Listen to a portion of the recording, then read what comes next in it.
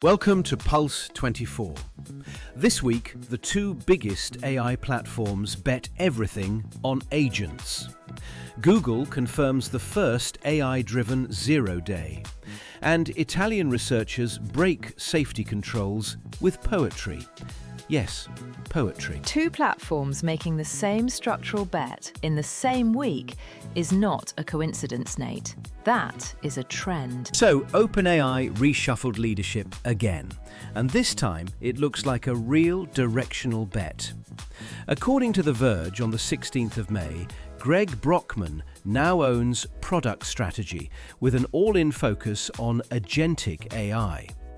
What is actually different this time? The difference is consolidation. Brockman is collapsing ChatGPT, Codex, and the developer API into one agentic platform, which tells you where OpenAI sees its future revenue. And Notion made a remarkably similar move the same week. According to TechCrunch on the 13th of May, Notion launched a full developer platform. Hosted runtimes called Workers for custom code, database sync from Salesforce and Postgres. They also said over 1 million agents have been built since their February launch. That sounds enormous. It shows demand, but those million agents were built before the developer platform existed.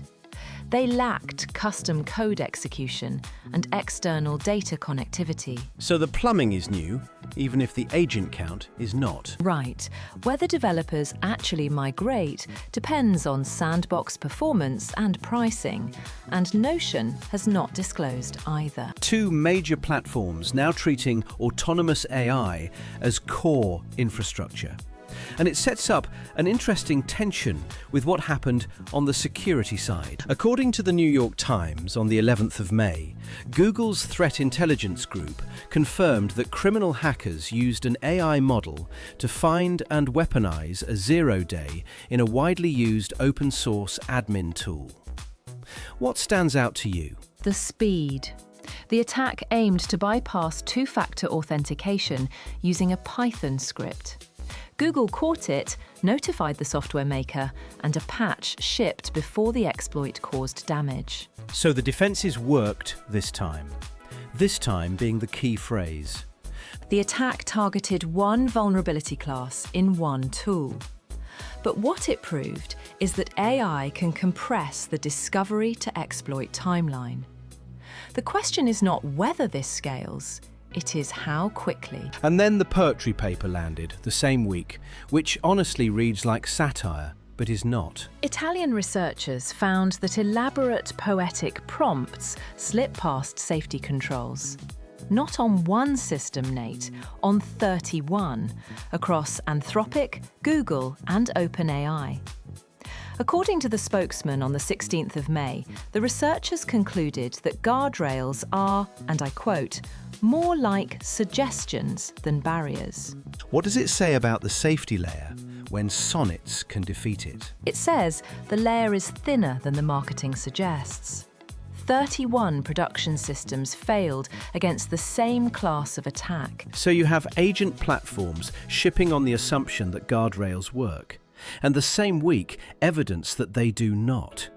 Against zero days, and against someone writing a clever poem. The teams building agents and the teams defending against AI-powered attacks are operating on very different timelines.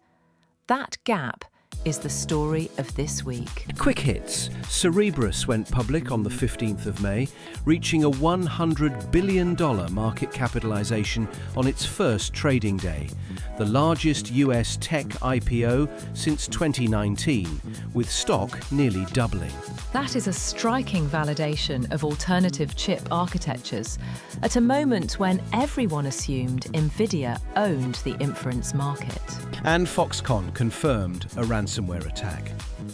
The Nitrogen Group claimed theft of over 11 million files, including customer schematics for Apple and NVIDIA. Worth noting, the 11 million figure comes from the Nitrogen Group itself. The actual scope of data exposure is still being assessed. Agents accelerating, security scrambling, and a $100 billion chip debut. That is the week.